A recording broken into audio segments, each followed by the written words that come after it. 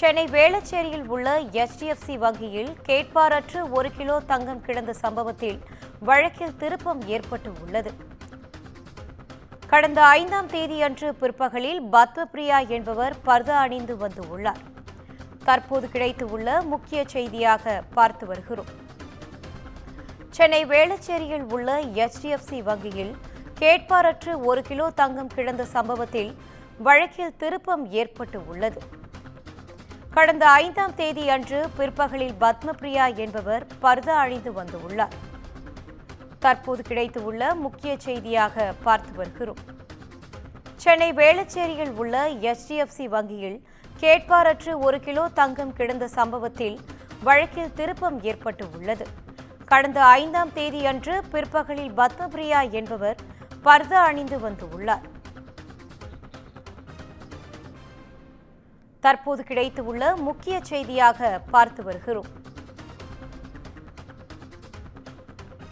சென்னை வேளச்சேரியில் உள்ள HDFC வங்கியில் கேட்பாரற்று 1 kilo தங்கம் கிடந்த சம்பவம் அந்த வழக்கில் திருப்பம் ஏற்பட்டு உள்ளது. இது குறித்தான கூடுதல் தகவலோடு இணைகிறார் எமது செய்தியாளர் சுப்பிரமணியன். வணக்கம் சுப்பிரமணியன், தகவல்களை பகிரலாம். சென்னை வேளச்சேரியில் செயல்பட்டு வரக்கூடிய HDFC தனியார் வங்கியில் கடந்த 5ஆம் தேதி 250 கிராம் தங்க நகைகள் கேட்பாரற்று கிடந்தது. அந்த வங்கிக்கு வந்த அடையாளம் தெரியாத பர்தா அணிந்து வந்த பெண் ஒருவர் வங்கி லாக்கர் குறித்த விவரங்களை வங்கி ஊழியர்களிடம் கேட்டிருக்கிறார். அது தொடர்பான ஆவணங்கள் தான் கொண்டு வரவில்லை. அதை எடுத்து வருவதாக சென்றவர் மீண்டும் வரவில்லை.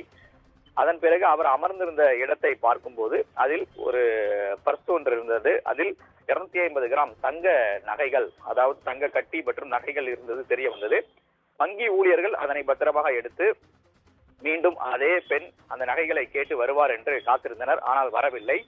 இதன் பிறகு வங்கியுடைய மேலாளர் அகமத் என்பவர் வேளச்சேரி காவல் நிலையத்தில் புகார் அளித்தார். புகாரின் பேரில் போலீசார் விசாரணை மேற்கொண்டார்கள். CCTV காட்சிகளை ஆய்வு செய்தனர். அந்த ஆய்வின் போது பர்தா அணிந்து வந்த பெண் அதே வங்கியில் ஏற்கனவே மேலாளராக பணியாற்றி பணியிடை நீக்கம் செய்யப்பட்ட பத்மபிரியா என்பது தெரிய வந்திருந்தது.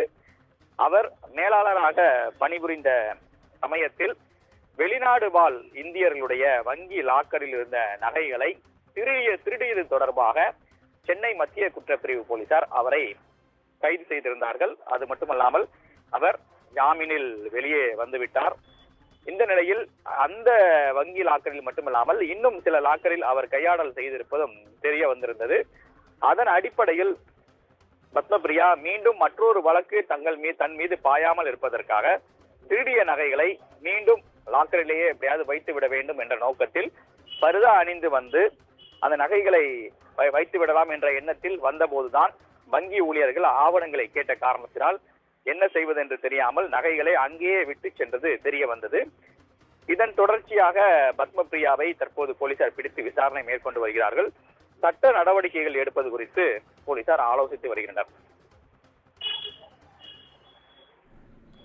தகவல்களுக்கு நன்றி சுப்பிரமணியன்.